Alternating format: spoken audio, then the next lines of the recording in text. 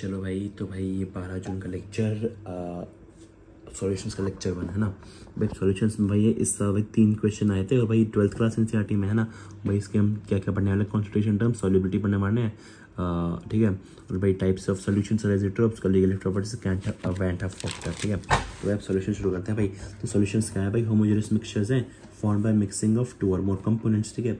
तो properties of solution जो है shows the properties of constituent particles और कंपोनेंट्स।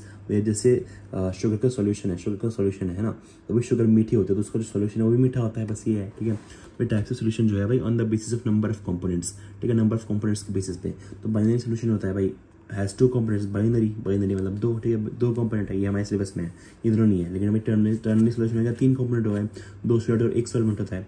क्वाटरनरी भाई 4 हो गए, 3 सॉल्यूट और 1 सॉल्वेंट होता है। और ये कैसे हो गया भाई?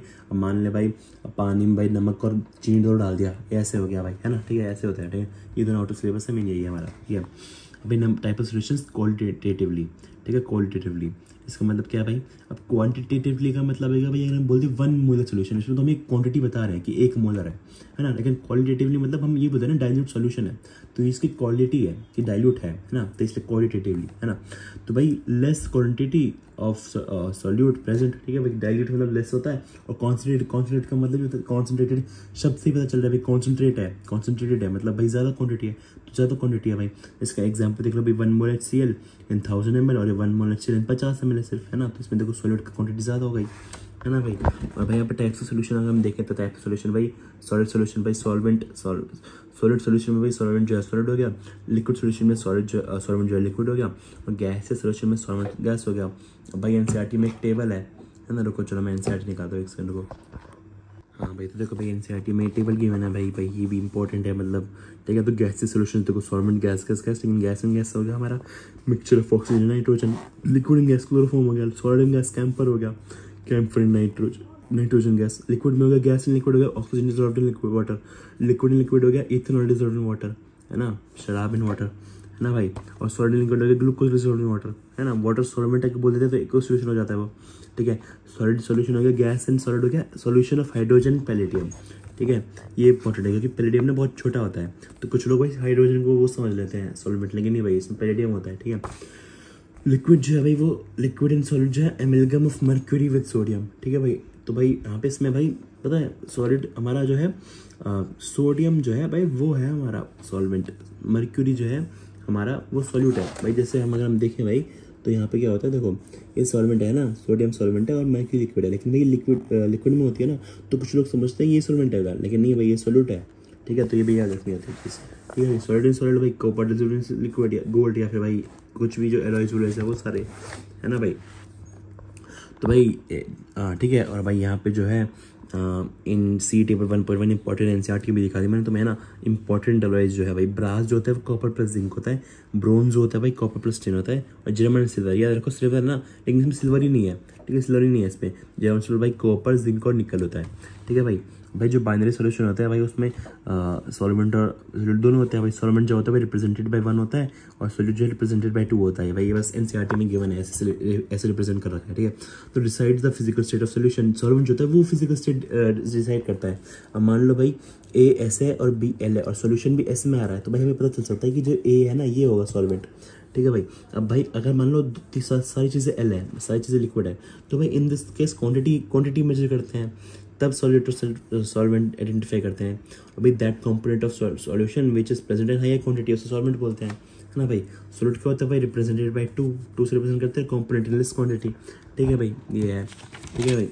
अब भाई कॉन्सेंट्रेशन टर्म्स जो था हमने भाई जहाँ तक है उसमें ही सम बेसिक्स ऑफ केमिस्ट्री में ही हमने जो है ये सब कुछ पढ़ लिया था, तो सर ने वापस लाइक समझाई नहीं है, बस लिखवा दी, और आज मेनली बस क्वेश्चन ही करवाए थे सर ने, ठीक है। तो ये भी बहुत छोटी वीडियो होने वाली है, ठीक है। तो परसेंटेज टर्म्स हमने देखे थे मास अपन वॉल्यूम पर मास, है ना। फ्रैक्शन टर्म्स हमने देखे थे mass fraction, volume fraction, mole fraction हम काय से डिनोट कर देते थे। फ्रैक्शन टर्म्स भाई 0 to 1 में होती थी, और भाई सम जो होता था इनका 1 होता था और यूनिटलेस होता था। पार्ट टर्म्स हमने ppm पार्ट्स पर मिलियन, पार्ट्स पर बिलियन, है ना। मोलालिटी हमने देखा था भाई number of sorry, number of moles of solute upon mass of solvent in KG, है ना भाई। हमने ये देखा था मोलारिटी, हमने अगर हम भाई ग्राम में होते तो अपॉन 1000 कर देते हैं ना, तो भाई ये हम मोल कैसे निकालते हैं, mass upon given mass upon molar mass into 1000 upon इसका सॉल्वेंट का मास इन ग्राम, है ना। और भाई इसे हम लिख देते हैं N2 अपॉन V1, है ना भाई। हम इसका एफ हमने ये भी था कि भाई हम काय से प्रेजेंट कर सकते थे, काय टू मतलब क्या है, सॉल्यूट मतलब upon solvent into 1000 upon M1 mass of solvent, है ना। तो भाई N2 अपॉन N मतलब नंबर ऑफ मोल्स, है ना, number of moles of solute upon number of moles of solvent into 1000 upon ये, ठीक है भाई। अब भाई मोलारिटी जो था भाई number of moles of solute upon volume of solution, है ना भाई। तो इसे हम ऐसे प्रेजेंट कर देते given mass upon molar mass into 1000 upon volume में मिलीलीटर, नंबर ऑफ मोल्स के सॉल्यूट भाई। अब भाई इसके निकालने तो मोलारिटी इंटू सॉल्यूशन कर देते थे हम, मिली मोल्स करते थे, मिली मोल्स के पास वॉल्यूम मिलीलीटर में हो जाती थी। अब भाई अगर हम डाइल्यूशन या कॉन्सेंट्रेशन करते थे तो उसमें वजह M1 V1 M2 V2 के इक्वल आता था। एक फॉर्मूला हमने देखा था कि 10xd अपॉन m सॉल्यूट, तो भाई तो 10 हमारा x जो था हमारा मास परसेंटेज था और d हमारी डेंसिटी थी भाई। अब रिलेशनशिप बिटवीन मोलारिटी और मोलारिटी देखी थी हमने, मोलारिटी जो था भाई 1000 into molarity upon 1000 into density minus molarity into m solute था हमारा, ठीक है भाई। स्ट्रेंथ ऑफ सोल्यूशन हमने देखी थी भाई mass of solute upon volume of solution gram upon litre, है ना। स्ट्रेंथ जो है भाई molarity into molar mass of solute भी थी, ठीक है भाई। भाई जो नॉर्मैलिटी थी भाई, नॉर्मैलिटी भाई number of gram equivalents of solute upon volume of solution था, ठीक है। तो number of equivalents of solute जो था हमारा N इंटू V हमारा ये आ रहा था भाई, ठीक है। मतलब भाई अब इसे यहाँ ले जाओ, है ना। भाई मिली इक्विवेलेंट्स में भाई वॉल्यूम जो मिलीलीटर में हो गई थी, ठीक है भाई। जो नॉर्मैलिटी हमें मोलारिटी इंटू एन फैक्टर कर देते थे, इक्विवेलेंट्स के लिए इंटू एन फैक्टर मोल्स में कर देते थे, इक्विवेलेंट मास के लिए molar mass upon n factor कर देते थे। डाइल्यूशन कॉन्सेंट्रेशन में N1 V1 N2 V2 के इक्वल होता था। मिक्सिंग में भाई हम N मिक्स करते थे N1 V1 plus N2 V2 upon V mix, है ना। बस ये हम मतलब वही हमने ये सब पहले पढ़ चुके हैं और सर ने आज क्वेश्चन सिखाए थे बेसिकली, और सारे मतलब इजी क्वेश्चन थे, तो मैंने कुछ लिखा भी नहीं क्योंकि हो ही गए थे। तो फिर बस यही था भाई। चलो अभी वही यार, अभी मैं 13 के मतलब कल के और आज के 13 और 14 के मैं जहाँ तक है आज ही कर दूंगा, ठीक है। तो मैं मतलब उनके भी डालता हूँ रात तक या फिर जहाँ तक है ज़्यादा से ज़्यादा संडे में हो ही जाएंगे, है ना। चलो बाय बाय।